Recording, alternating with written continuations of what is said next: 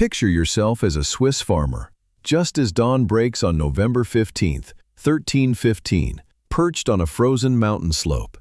In your grip is merely a halberd, a rudimentary weapon fashioned from an axe and spike affixed to a wooden pole. Below, mere hundreds of meters away, the most formidable army in Europe marches steadily. Over 2,000 Habsburg knights, their plate armor gleaming, are accompanied by 6,000 to 7,000 seasoned infantry. They are penetrating your domain to crush you, to impose punishment, to extinguish the dream of autonomy that you and your mountain communities dare to cherish. The odds are nearly 6 to 1 against you. You and your 1,500 companions, comprised primarily of farmers, hunters, and shepherds, possess no formal military training. Your adversaries, in contrast, are professional warriors, nobles schooled in combat since childhood, veterans of countless European battles. By all medieval military principles, you and your fellow farmers ought to be obliterated within minutes. Yet in a few hours, those very knights will lie deceased along the Morgarten Pass.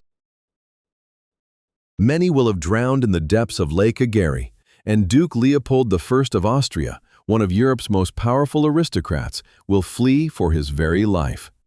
How could 1,500 peasants vanquish the Habsburg elite? The explanation extends beyond just the terrain or weaponry. It delves into something more profound. When individuals contend for their own freedom, they can achieve what appears unattainable. However, an even more crucial question arises. Was this truly a confrontation of heroes versus oppressors, or merely a power struggle artfully disguised as legend? Allow me to recount this dramatic narrative. But before we delve into the specifics, please share your current location and time in the comments below. I'm genuinely intrigued to see the global reach of this video. What you are about to discover is not simply another recital of dates and conflicts. This is a tale of choices. The choice to engage when survival seems improbable. The choice to unify when division appears simpler. The choice to defy authority when yielding seems safer. These decisions, made by ordinary individuals 7 centuries ago, fundamentally altered the trajectory of European history. The Morgarten story commences not with a battle, but with a dilemma that confronts every generation. When do you acquiesce to the world as it is, and when do you hazard everything to transform it? To grasp the genesis of Morgarten, we must journey back to the late 13th century, a vastly different era in Europe. At that time, the concept of Switzerland did not exist. Instead, the Central Alps comprised a collection of modest valleys inhabited by agricultural and pastoral communities. 3 of these, Uri, Schwyz, and Unterwalden, were known as the 3 forest cantons, the mountainous forest regions. So why did these small communities hold significance? The answer lies in a single location, the Gotthard Pass.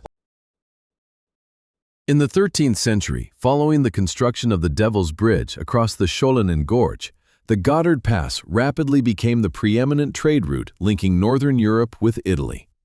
Envision the flow of gold and silver from Flanders to Milan, from the Rhine to Venice, all of which had to traverse these valleys. And whoever commanded the Gotthard Pass controlled an immense source of customs and toll revenue. The House of Habsburg, then a burgeoning power in Austria, recognized this opportunity early on. They sought to expand their territory, dominate trade routes, and transform these self-governing communities into their vassals. Yet the inhabitants of Uri, Schwyz, and Unterwalden possessed something invaluable: imperial freedom letters.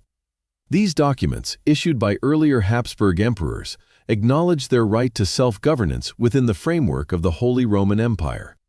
In essence,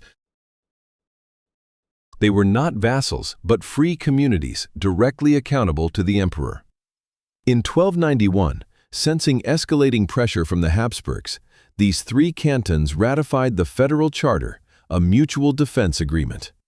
They vowed not to accept any external judge, to support one another if attacked, and to settle internal disputes peacefully. This was not a declaration of independence. They still regarded themselves as part of the Holy Roman Empire. However, it was a clear declaration: we will govern ourselves, and we will collectively defend that right. For the ensuing 2 decades, tensions simmered without erupting. until 1314, when a pivotal event changed everything.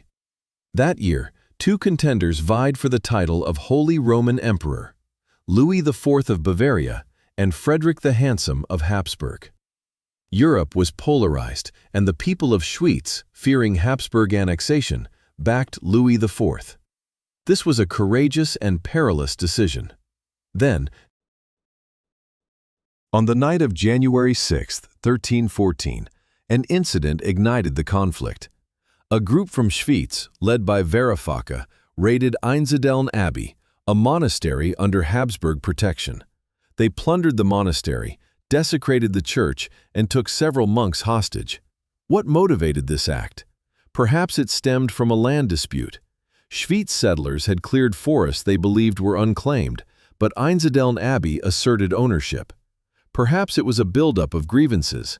Perhaps it was an act of last resort, feeling they had no alternatives. Regardless of the precise motive, this action unequivocally crossed a critical boundary. Duke Leopold I of Austria, brother to Frederick the Fair, determined that a reprisal was essential, not solely to avenge the monastery, but to impart a resounding message. Any individual audacious enough to challenge the authority of the Habsburgs would incur a severe cost. Consequently, in the fall of 1315, Leopold initiated the mobilization of his military forces.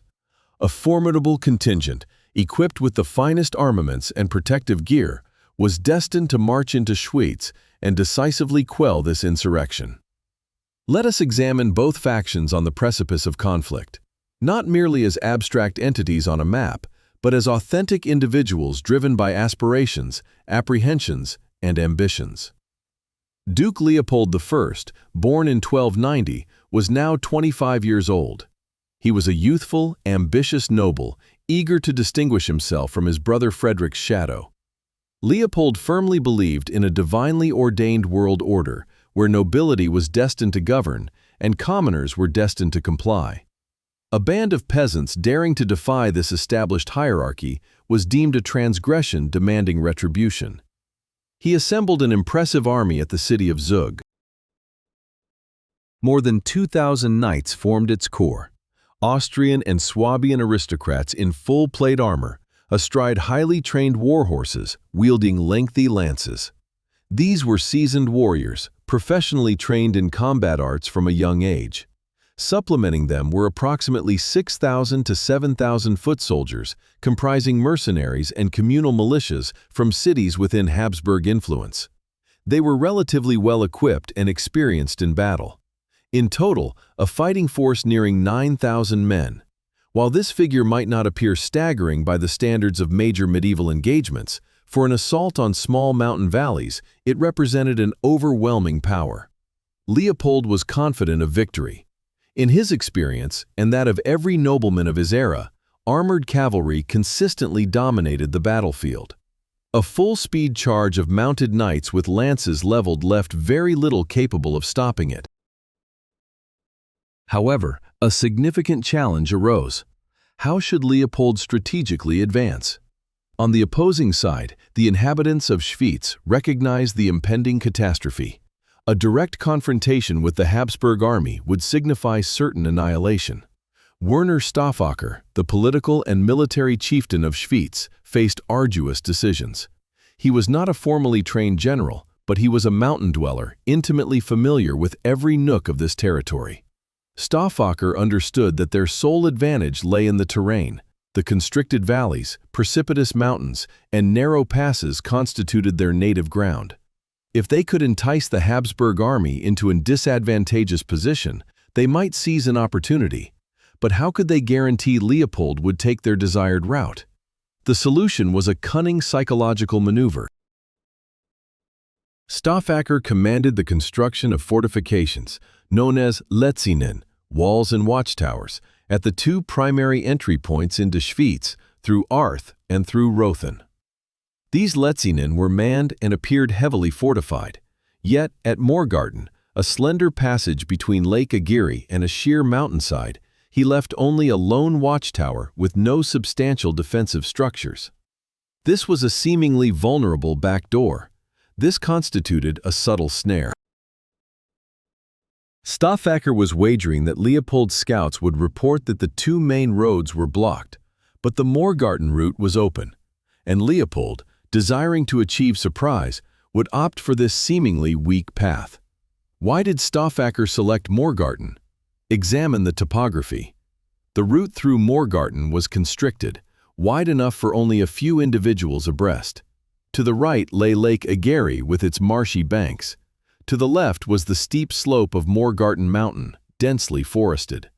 The path ahead and behind was also constrained by the landscape. In essence, if a substantial army entered here, they would be compelled to extend into a long, narrow column, rendering deployment into battle formation impossible. Cavalry, their most potent weapon, would become ineffectual in this confined space. Stauffacher marshaled his forces, approximately 1,300 men from Schwyz, 200 from Uri, and additional contingents from Unterwalden, totaling roughly 1,500 to 2,000 men. Who were these individuals? Farmers who had abandoned their plows, hunters who had set aside their bows, shepherds who had descended from the mountains. They possessed no metallic armor. Many wore only leather tunics with rudimentary iron helmets. Their primary weapon was the halberd, a pole weapon approximately 1.8 meters in length, featuring a head that combined an axe blade, a spike, and an iron hook. The halberd was not a weapon of the nobility. It was inexpensive, producible by local blacksmiths from iron and wood. But in the grip of a powerful individual, the halberd could be lethal. The axe blade could cleave through armor. The spike could thrust. The hook could dismount knights from their steeds. Johannes of Winterthur, a chronicler writing decades later, characterized the halberd as an exceedingly dreadful implement of slaughter that could slice like a razor and hack well-armored adversaries to pieces. However, weaponry was merely one component. More crucial was their spirit. What compelled these men to fight? They were not battling for a distant monarch. They weren't fighting for some distant monarch. Their struggle was for the very land they cultivated, the homes they constructed, and their community's inherent right to autonomy. This wasn't some theoretical conflict. It was a desperate battle for survival. And they understood that defeat meant no mercy from Leopold. Their territory would be confiscated, their self-governance eradicated, and many would likely be executed as a warning. So, on the evening of November 14th, 1315, after news reached them that Leopold's forces were departing from Zug, Verafaca and his men ascended the treacherous slopes of Morgarten Mountain under the cover of night. They hauled massive stones and thick logs. They concealed themselves within the forest, patiently waiting. As dawn broke on November 15th, 1315, the air was bitterly cold and a dense fog enveloped the valley, according to some historical accounts. Alternatively, it might have been a moonlit night, with Leopold opting for a nighttime march to gain an element of surprise. The Habsburg army had indeed left Zug in the pre-dawn hours, forming an immense column that stretched for kilometers. Cavalry led the way, followed by infantry, and then the supply wagons laden with provisions and backup weaponry. Their scouts had confirmed precisely what was expected. The routes through Arth and Rothenthurm were blocked. But Morgarten appeared weakly protected. Leopold made the decision to advance through Morgarten, then descend into the Stein Valley, where the relatively flat terrain would be suitable for deploying his cavalry. An intriguing legend, though its veracity is debated, is recounted in the chronicles. It tells of an Austrian knight so convinced of his side's overwhelming superiority that he fired an arrow into the Swiss camp bearing a message. They would march through Morgarten on November 15th, and the peasants should flee if they wished to avoid death. If this tale is true, it speaks to a fatal overconfidence, yet it also captures the aristocratic mindset of the era. They simply couldn't conceive that mere peasants could pose a genuine threat. As the Habsburg army entered the Morgarten Pass, they were forced into a narrow formation. To their right lay the impassable lake and marsh, to their left, the sheer mountainside. Their only option was to advance along the constricted path. Concealed within the forest on the mountainside, Varoufaka and his men observed. They bided their time until a sufficient number of enemy troops had entered their snare, enough for the column to be stretched thin, enough for the vanguard to have advanced too far to easily retreat. Then the signal was given. Rocks and logs rained down from above. Hundreds of boulders, some weighing many dozens of kilograms, were unleashed from the steep slope. They began slowly but rapidly accelerated, plunging downwards with terrifying momentum. Large logs, tree trunks prepared in advance, were also released. They tumbled, struck off rocks, and ricocheted erratically, creating a horrifying storm of wood and stone. Imagine you are a Habsburg knight on horseback, moving forward in relative quiet. Suddenly above you, a roar erupts, not thunder from the sky, but the sound of massive boulders hurtling down. You glance upwards to behold colossal rocks plummeting. Your warhorse, despite its training to remain fearless in battle, begins to panic. Horses possess a primal instinct to evade danger. As boulders crash around you, killing and injuring those nearby, your horse rears, whinnies, and attempts to turn, but there is nowhere to go. Behind are comrades, to your sides are the mountain and the lake. Ahead lie more falling rocks. Some boulders strike directly, crushing both riders and their mounts. Others simply terrify the horses, causing them to collide with fellow soldiers, sparking utter pandemonium. And just as the chaos reached its peak, the second wave of the attack commenced. From the forest, Swiss soldiers burst forth. They didn't form neat, organized ranks like conventional troops. Instead, they charged downwards at full speed, leveraging the momentum of the slope, screaming at the top of their lungs. Wielding halberds, swords, and spiked flails, they plunged into the utterly disorganized Habsburg column. Here, the halberd proved its devastating efficacy. A knight on horseback typically possessed advantages in reach and momentum. However, in such a confined space, with horses in full panic and no ability to charge and build momentum, that advantage vanished. The 1.8-meter halberd allowed Swiss soldiers to strike from a safe distance. Its axe blade could hack at horses' legs, bringing the animals down. The hook could drag knights from their saddles. And once a knight, encased in heavy armor, fell to the ground, they were virtually helpless. The chronicles depict the scene not as a battle, but as a slaughter. John of Winterthur recorded that the Swiss massacred them like sheep in the shambles. No quarter was offered. They cut down everyone indiscriminately. Karl von Elga, a later historian, noted a chilling detail. The Swiss, unfamiliar with the customary rules of warfare between knights, specifically the unwritten code regarding ransoming captured nobles, brutally butchered retreating soldiers and anyone unable to escape. Some Austrian infantry, witnessing their bravest knights fall helplessly, were seized by such extreme terror that they flung themselves into the lake, choosing to drown rather than face the Swiss halberds. Duke Leopold attempted to rally his men, to issue commands, to restore some semblance of order, but it was all in vain. Amidst the constricted terrain, with boulders frequently dislodging and plummeting, and cries echoing through the narrow pass, every effort to impose order was futile. Count Wilhelm II von Montfort-Tettnang, the commander leading the vanguard, met his end alongside the majority of his troops. Other esteemed knights, once resplendent in their polished armor, now lay lifeless, scattered along the pathway. The entire formation dissolved into disarray. Those who managed to survive fled in a panic, casting aside their weapons and even cumbersome armor, anything that impeded their escape. In their desperate flight, they trampled over comrades who had fallen. The Swiss soldiers, after breaking through the mounted ranks, then descended upon the Austrian infantry positioned at the rear. Numerous bodies, many still encased in their armor, were strewn across the Morgarten Pass, unable to escape their watery fate. The Swiss suffered minimal casualties, with some reports suggesting fewer than 12 men lost. This represented a nearly flawless triumph.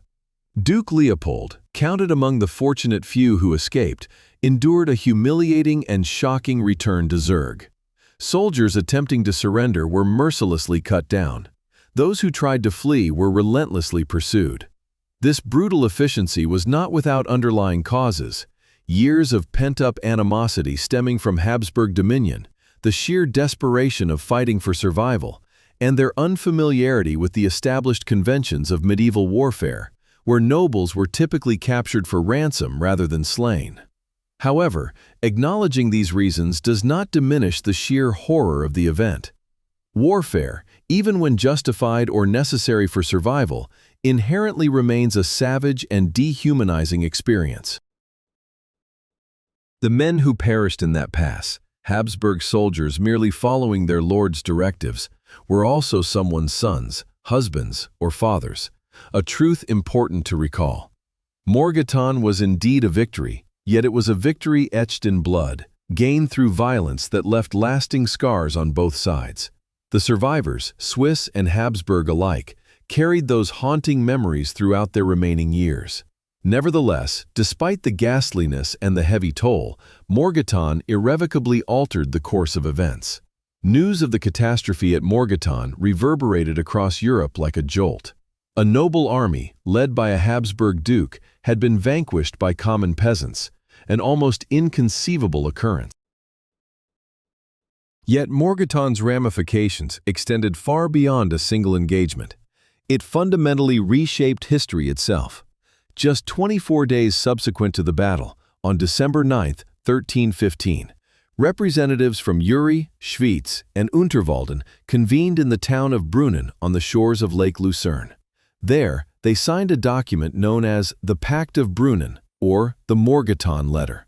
This document re-established and solidified their alliance, pledging mutual support with all available resources, vowing against separate negotiations with adversaries, and agreeing to resolve internal disputes through collective arbitration. This marked the inaugural official use of the term _0_, signifying oath companions or confederates, and heralded the birth of Swiss national identity. Morgarten had validated a critical principle: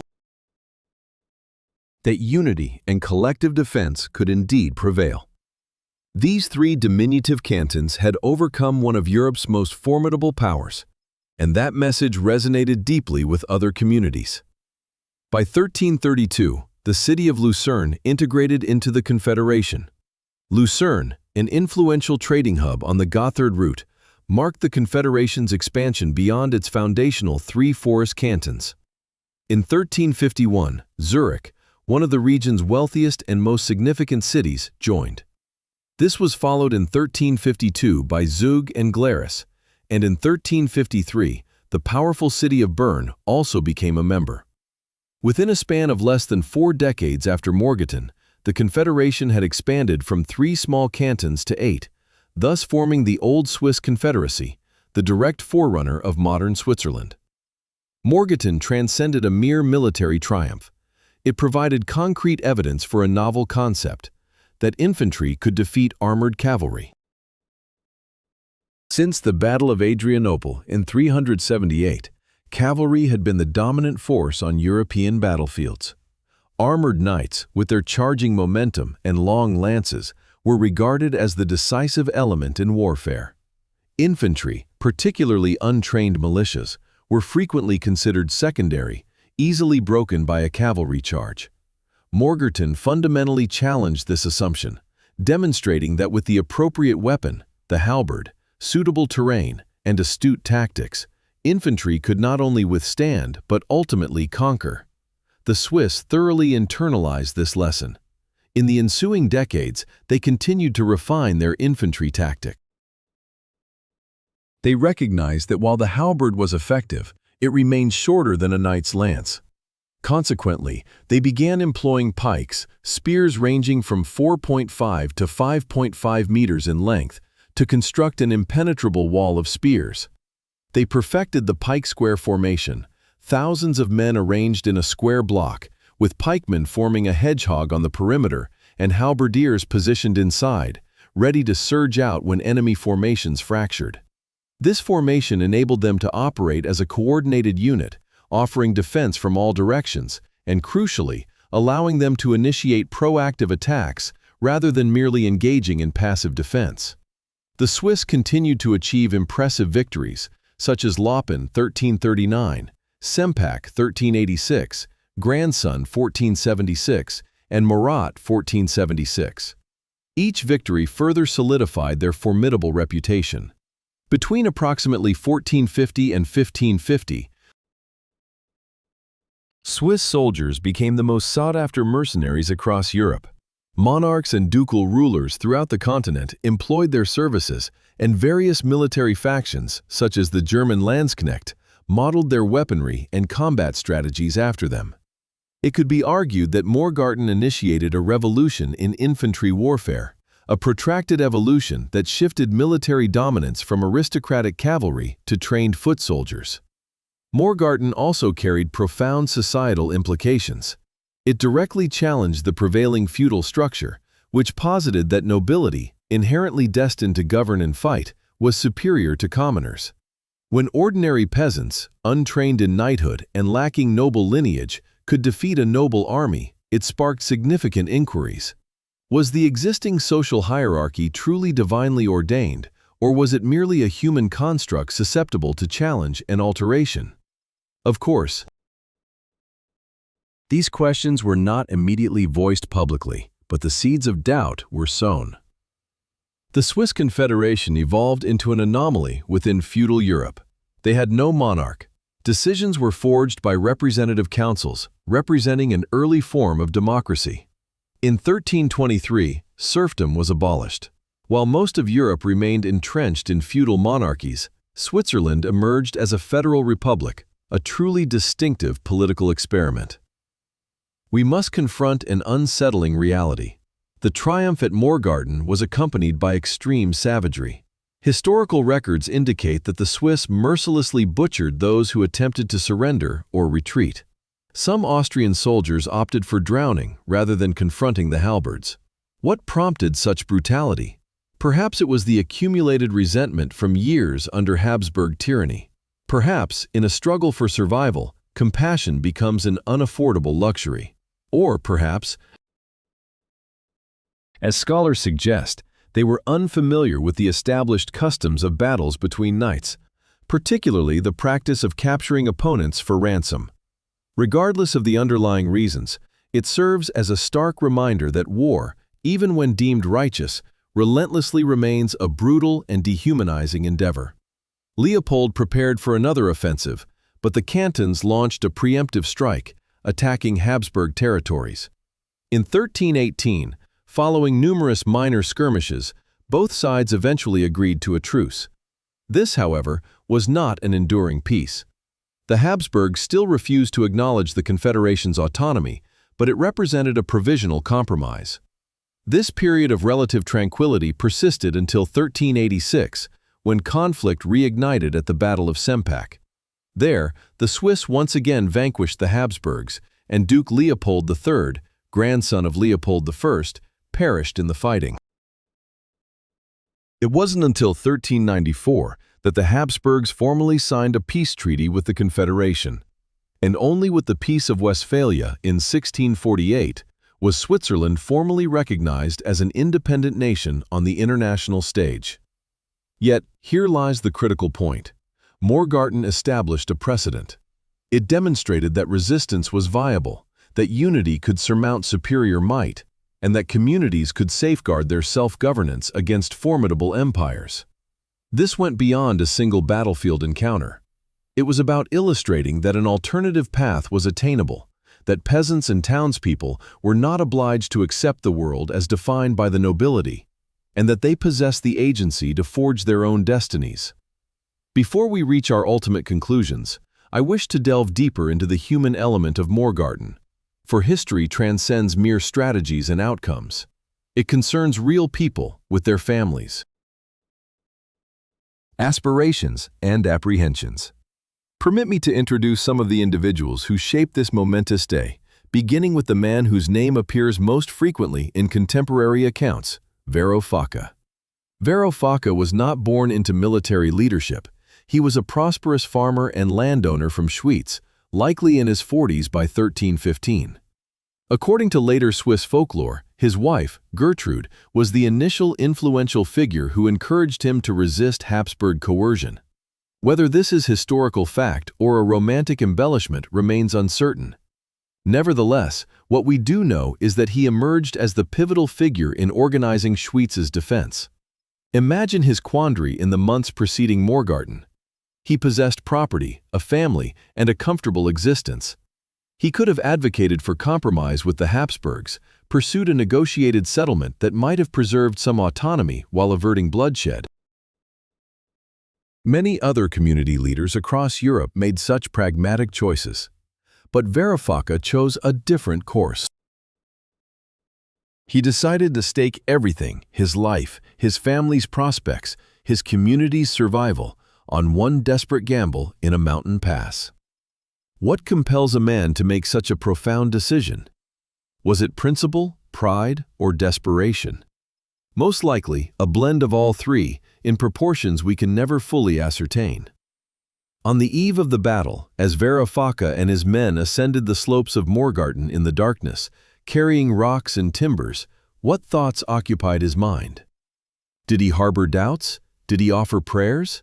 Did he contemplate his wife and children, wondering if he would ever see them again? We lack his personal journals. We have no letters written by him. Yet we know he was human, and all humans, when confronted with existential peril, experience fear. And yet, when daybreak arrived, he gave the signal. The stones plummeted, the assault commenced, and Verafaca's audacious maneuver yielded success. Following the battle, Verafaca ascended to heroic status, becoming one of the foundational figures of Swiss independence. But I often ponder what he felt during his quieter moments. Did remorse plague him for those lost lives? Was he tormented by the conviction that the conflict could have been averted? Did his accolades come intertwined with a heavy burden of guilt? Such inquiries are vital because they serve as a reminder that historical heroes were complex individuals, not merely idealized figures. Let's redirect our focus to an opposing figure, Duke Leopold I of Austria. Leopold, born into a privileged existence in 1290 as the son of Albert I, King of Germany, enjoyed an upbringing steeped in luxury within castle walls. He received instruction from elite tutors in equestrian skills, combat, and military and governance strategies. He imbibed the belief in a preordained world order where nobility governed by divine mandate and commoners fulfilled their role through obedience. Leopold wasn't inherently cruel. By the standards of his era, he was likely a typical figure, driven, proud, and convinced of his cause's rectitude. He genuinely held that punishing Schwyz was not only politically necessary, but morally just. These peasants had assailed a monastery, shattered the peace, and defied legitimate authority. They had to be subjugated.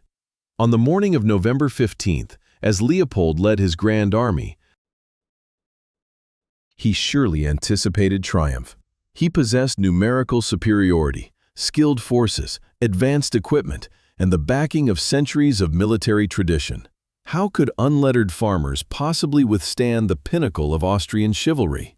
Then, within a mere 2 hours, all his foundational beliefs about the world disintegrated. Envision Leopold's emotional state as he fled from Morgarten. He had led thousands of men to their demise. Knights he had known intimately, perhaps since childhood, lay lifeless in the gorge. His brother Frederick would undoubtedly learn of this catastrophe. His family's adversaries would jeer at him, and perhaps most devastatingly, his core assumptions about the world's natural hierarchy had been utterly disproven.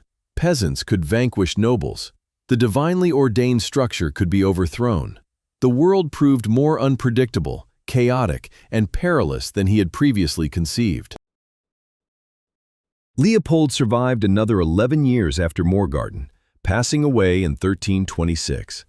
It remains unknown if he ever revisited those mountain passes or if he ever overcame the trauma of that November morning.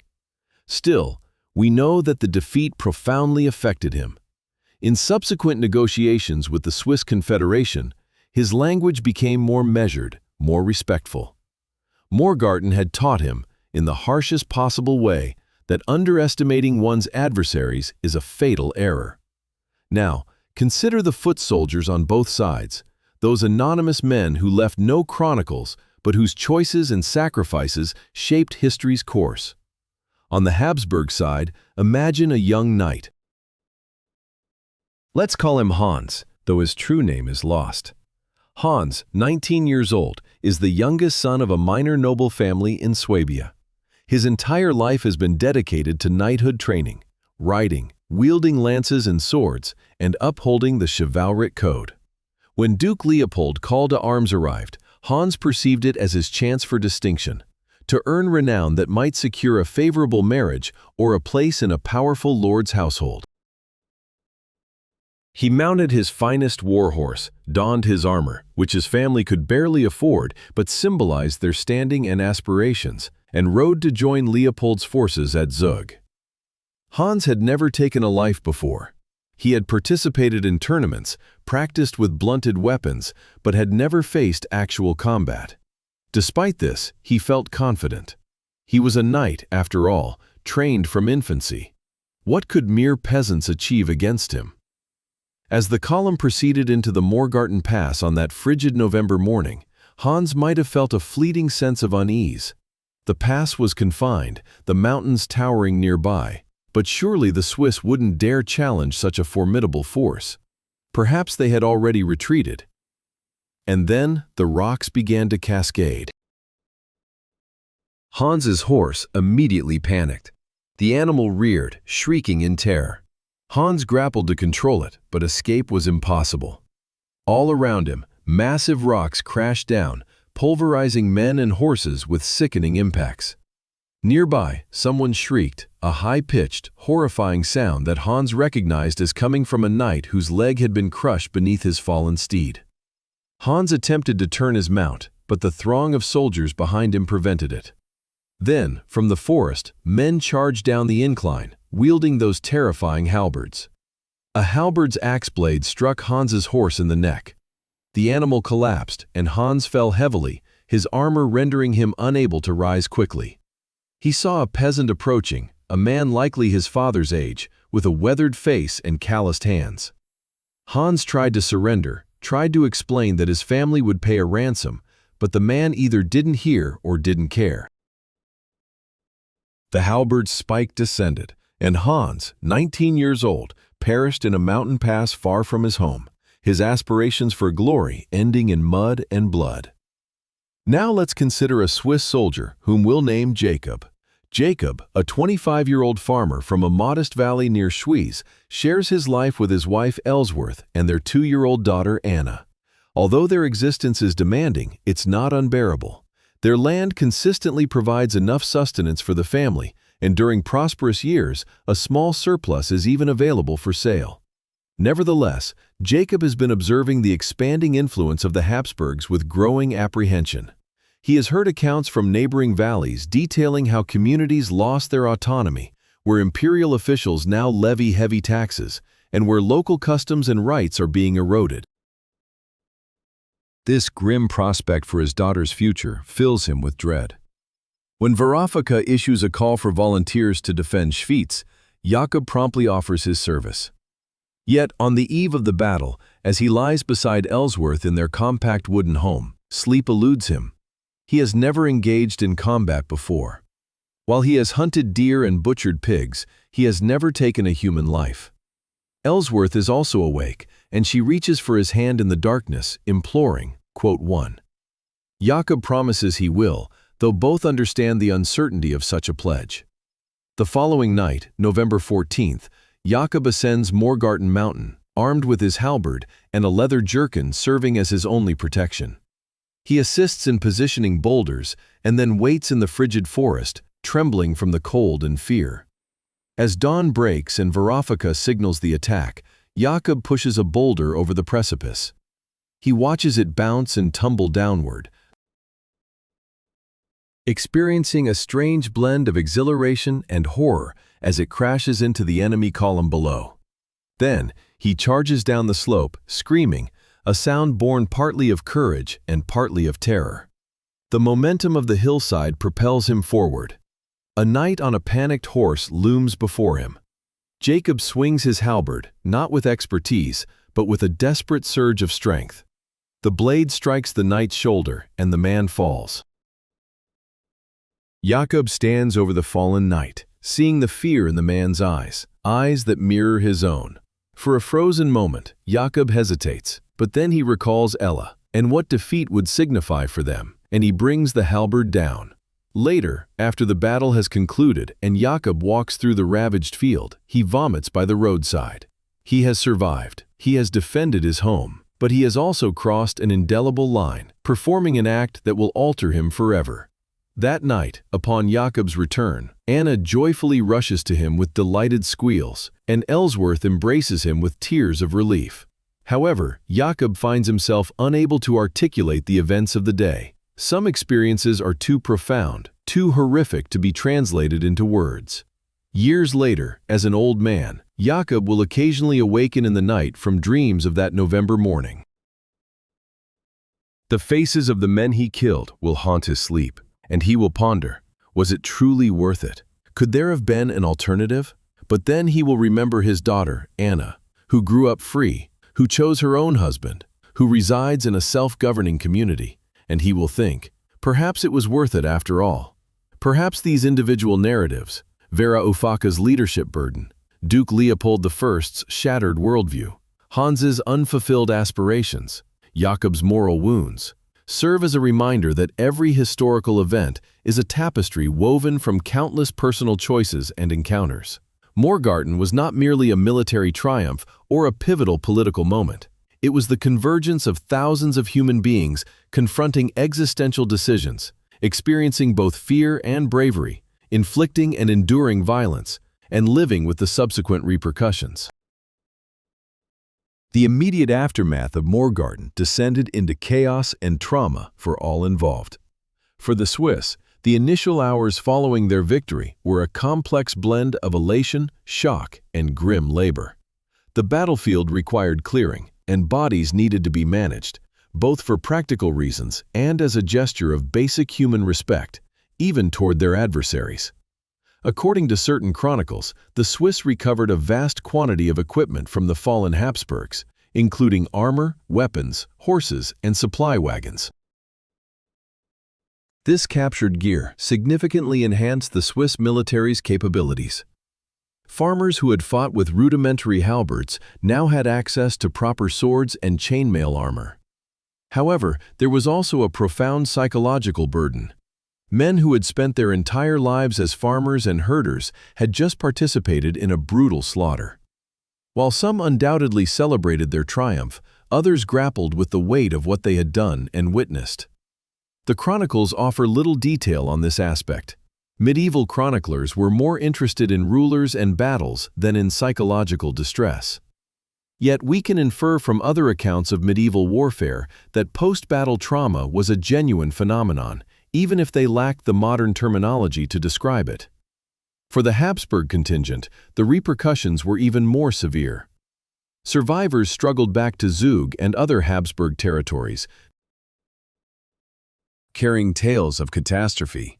Families learned that their sons, husbands, and fathers would never return. Count Wilhelm II of Montfort-Tettnang, who commanded the vanguard, was among the deceased. His death left his county leaderless and ignited succession disputes. Other noble families faced similar crises, alongside the practical challenge of managing the numerous dead. Numerous Habsburg combatants who perished at Morgarten were never granted a proper burial. Some remained unburied for days or weeks until arrangements were made for their collection. Others, having drowned in Lake Ägeri, were never recovered at all. For Duke Leopold personally, this defeat represented a profound political and psychological setback. He had assured his brother Frederick that he would swiftly and conclusively quell the Swiss uprising. Instead,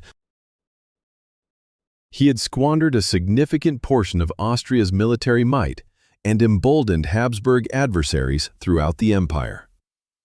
In the months that followed Morgarten, Leopold endeavored to raise another army for a second invasion. However, recruitment proved challenging.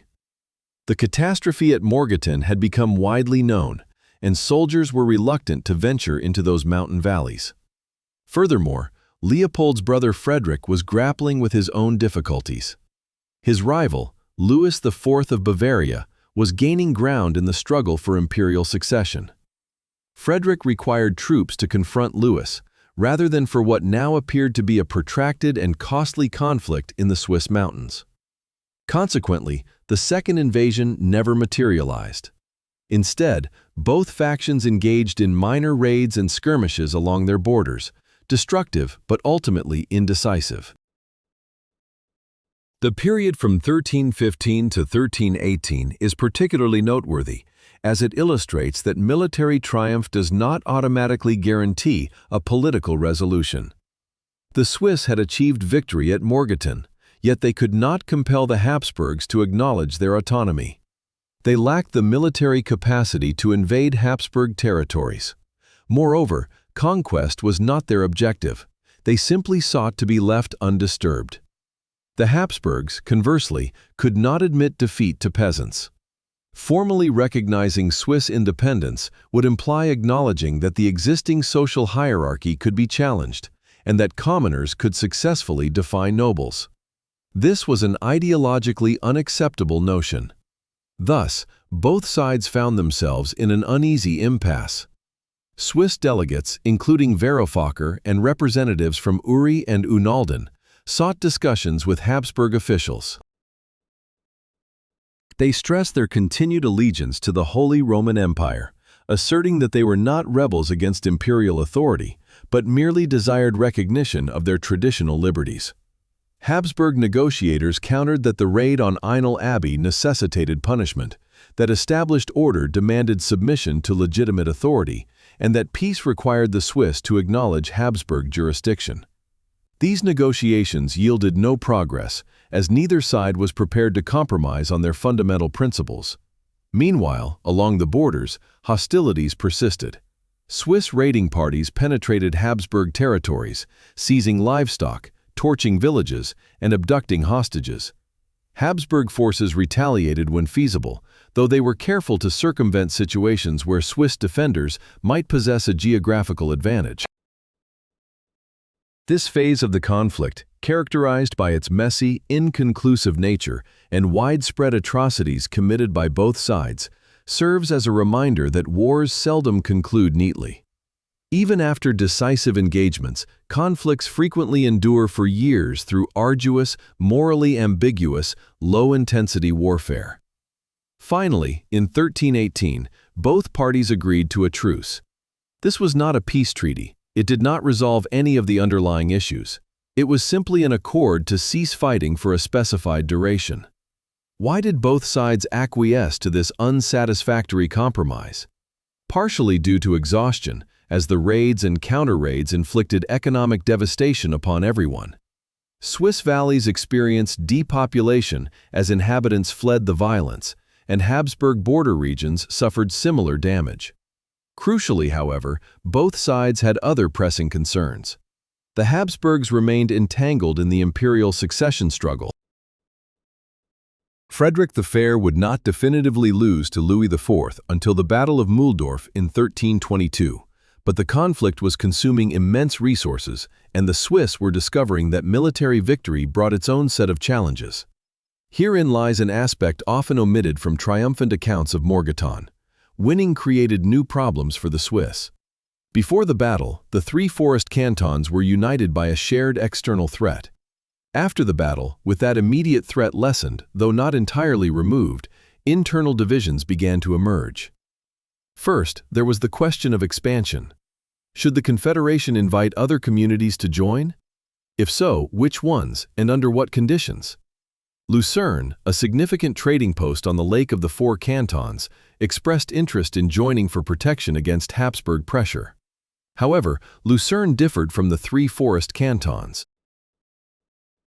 It was urban rather than rural, affluent rather than impoverished, with established trade networks that could be disrupted by conflict. Some leaders in Schwyz, Uri, and Unterwalden worried that admitting Lucerne would alter the very character of the Confederation. Would city-dwelling tradesmen and artisans truly share the values of agrarian mountain folk? Could they be depended upon to uphold the Mutual Defense Pact with the same dedication? These weren't insignificant concerns. Throughout history, alliances have frequently crumbled when new members with diverse interests joined. Economic disagreements also emerged. The captured spoils from Morgarten needed distribution. Who received the premier armor, the finest steeds, the most valuable weaponry? Theoretically, all possessions were to be divided equally amongst the cantons. In practice, conflicts arose.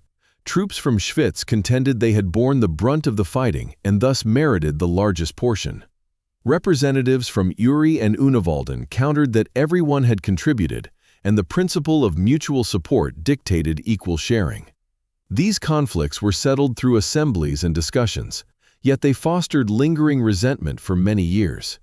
Then there was the issue of addressing Habsburg loyalists within the Confederation's territories. Not every resident in the three cantons had championed the resistance. Some individuals, particularly those with economic ties to Habsburg lands, had advocated for appeasement or submission. After Morgarten, these Habsburg sympathizers encountered social ostracization and, at times, overt hostility. Some were compelled to depart, others faced economic embargoes. A few were even killed in retaliatory assaults. This internal cleansing, rarely recounted in heroic narratives, serves as a powerful reminder that political conflicts are never simply a dichotomy of us versus them. Every community encompasses individuals with varying perspectives, and triumph often necessitates the imposition of ideological conformity. The Pact of Brunon, signed in December 1315, was partly crafted to alleviate these internal tensions by reaffirming the commitment to mutual defense and outlining procedures for resolving disputes. The pact aimed to formalize cooperation and prevent the Confederation from splintering. However, written agreements don't automatically guarantee practical unity. The decades following Morgarten witnessed sustained efforts to preserve cohesion, balance the interests of different cantons, and cultivate a shared identity beyond merely quote. 6 Morgarten imparted crucial lessons to the Swiss regarding infantry combat, but it also exposed limitations that required attention. The halberd had proven devastatingly effective within the constricted confines of the Morgarten Pass. But what would unfold on open terrain where cavalry possessed freedom to maneuver? What would happen if they confronted a better prepared adversary, unwilling to fall into an ambush? In the decades subsequent to Morgarten, Swiss military strategists systematically analyzed their strengths and weaknesses. They gleaned several insights. Firstly, surprise and geographical features had been pivotal at Morgarten, but they couldn't perpetually rely on defensive engagements in mountain passes. For the Confederation's long-term survival, they required the capacity to wage offensive warfare when circumstances demanded. Secondly, the halberd, while potent, had its drawbacks. Its effective range was approximately 1.8 meters. A mounted knight wielding a lance possessed superior reach. In an equitable clash on open ground, knights could strike first, eliminating halberdiers before the Swiss could close the distance. Thirdly, unwavering unit cohesion was paramount. At Morgarten, the Swiss had charged in a somewhat unorganized throng, banking on momentum and ferocity. This worked against an already panicked enemy. However, confronting a disciplined formation, a lack of coordination would prove catastrophic. These revelations spurred systematic military innovation. The Swiss began experimenting with longer pole weapons. They adopted the pike, a spear ranging from 4.5 to 5.5 meters in length, significantly longer than a knight's lance. A formation of pikemen with weapons lowered created an impenetrable zone of death that cavalry could not breach. Horses, regardless of their training, would not charge into a wall of spear points. But pikes alone were insufficient. Pike formations were primarily defensive, excellent for repelling cavalry charges, but less effective in close-quarters combat once the enemy had engaged. Thus, the Swiss developed combined arms tactics. Pikemen formed the outer ranks of their formations, while halberdiers and soldiers armed with two-handed swords comprised the inner ranks, poised to sally forth and engage enemies who breached their lines or attempted to flank them. They also devised the pike square, a formation where thousands of men created a massive rectangular block with pikes extending outward in every direction. This formation could defend against assaults from any angle and could move cohesively across the battlefield. Training for these formations necessitated unprecedented discipline. Farmers had to learn to move in unison, to maintain formation under duress, and to obey commands instantly. This marked a radical departure from medieval warfare, where most infantry consisted of poorly trained militia who would break and flee at the first real threat. The Swiss developed what could be considered the first professional infantry in Western Europe since the decline of the Roman Empire. These weren't typical professional soldiers, most of them being farmers and artisans during times of peace. Yet, they trained rigorously, upheld strict standards, and cultivated a martial culture emphasizing discipline, strong unit cohesion, and pride in their combat efficacy. This military evolution proved successful in later engagements. For instance, in 1339 at Lane, a Swiss pike formation defeated a significantly larger force of Burgundian knights. Later, in 1386 at Sempach, Swiss infantry triumphed over another Habsburg army, this time on more open terrain than at Morgarten. The Battle of Sempach is particularly insightful, illustrating both the advantages and disadvantages of Swiss tactical development. Duke Leopold III of Austria, who was the grandson of Leopold I, the one who fled Morgarten,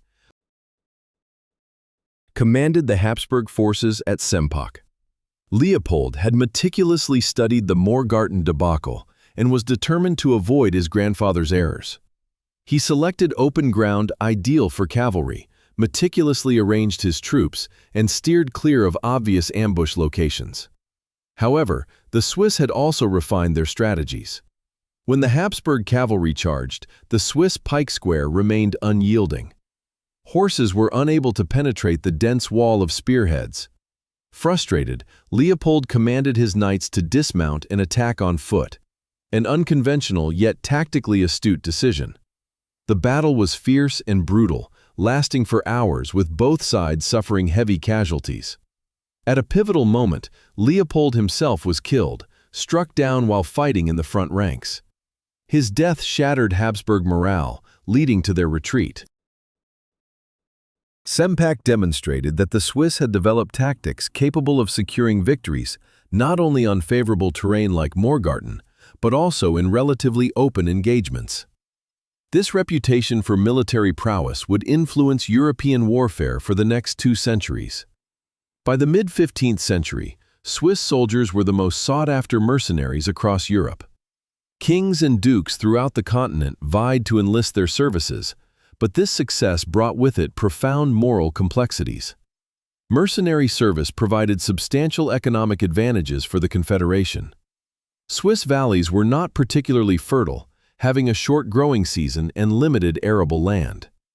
The earnings from mercenary work offered crucial income, significantly improving living standards throughout Swiss territories. Young Swiss men could earn in a few months of military service what would take years to acquire through farming. They would return home with funds to purchase land, establish families, and invest in their communities. Thus, on one level, mercenary service was economically rational, offering a means for resource-poor mountain communities to leverage their military skills for financial prosperity. However, on another level, mercenary service conflicted with the very principles that supposedly inspired Morgarten. The Swiss had fought for liberty, for self-determination, for the right to govern themselves. They had resisted Habsburg oppression and rejected the notion that might makes right. Yet now they were fighting as hired soldiers in the wars of others, often for causes they didn't believe in, sometimes even on opposing sides of the same conflict.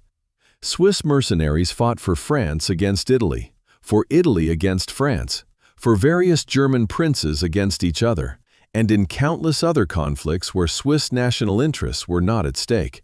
This situation created several difficulties. Firstly, there was the ethical question. Was it hypocritical to fight for anyone who could pay, irrespective of the justice of their cause. If the Swiss valued freedom so highly, should they be assisting foreign monarchs in suppressing the freedom of others? Some Swiss intellectuals and religious leaders voiced these concerns, contending that mercenary service was corrupting Swiss values, reducing principles to commodities, and gradually eroding the very qualities, independence, civic virtue, and commitment to community that had contributed to the Confederation's success. However, these moral objections clashed with economic realities. Mercenary pay was too lucrative to easily forego, and many families depended on it. Secondly, there was the practical issue of conflicting loyalties. What transpired when Swiss mercenaries serving different employers confronted each other in battle? This scenario actually occurred multiple times. At the Battle of Morgarten in 1515, Swiss mercenaries fighting for the Duke of Milan faced Swiss mercenaries fighting for France. The battle was devastating, with thousands of Swiss killed by other Swiss in a conflict where Swiss interests were, at best, peripheral. Morgarten served as a traumatic wake-up call, compelling the Confederation to address the consequences of mercenary service.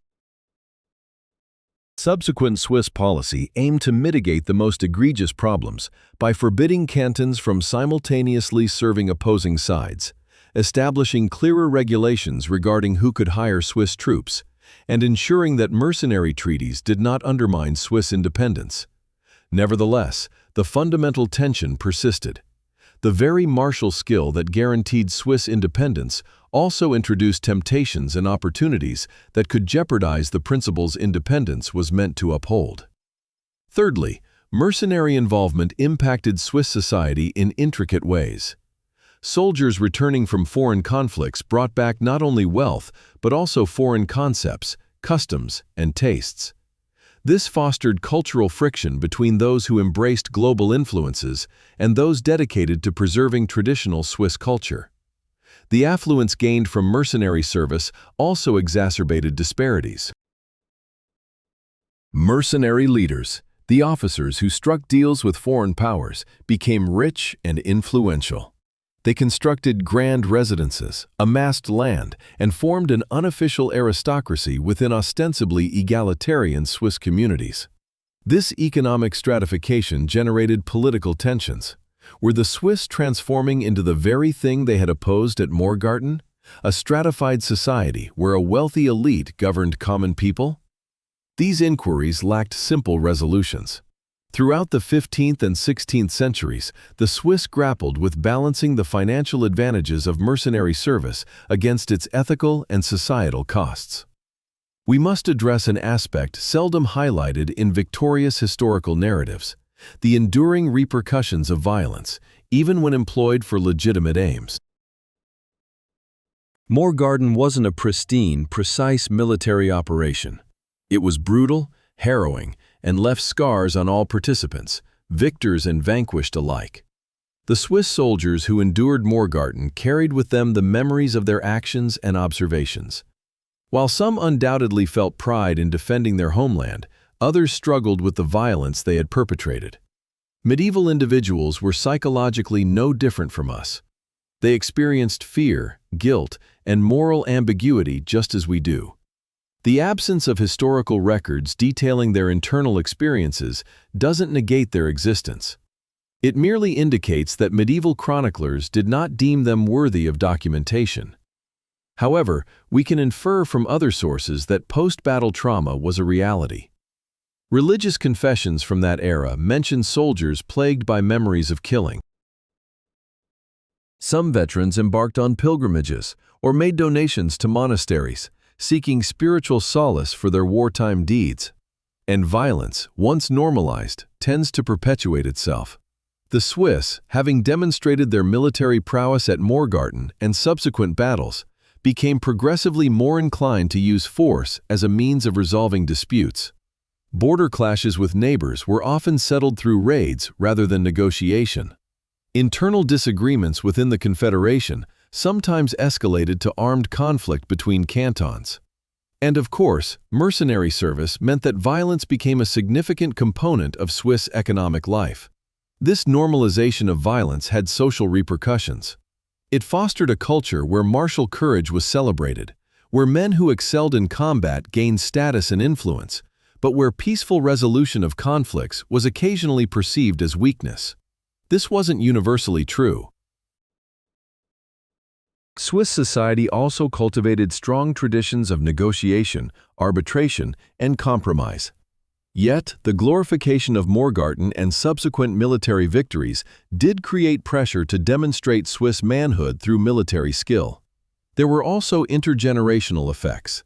The men who fought at Morgarten transmitted their experiences, both the triumph and the trauma, to their sons and grandsons. These second and third generations matured in the shadow of Morgarten, with expectations that they would uphold the military reputation their forebears had established. This could be inspiring, providing a sense of identity and purpose. But it could also be burdensome, creating pressure to live up to idealized ancestors and prove oneself worthy of their legacy. For the Habsburg side, the trauma of Morgarten had its own cascading effects. The defeat was not merely a military setback.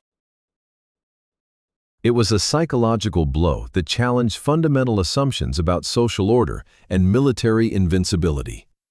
Habsburg nobles who survived Morgarten, or heard accounts from survivors, had to confront the reality that the world was not as they had been taught.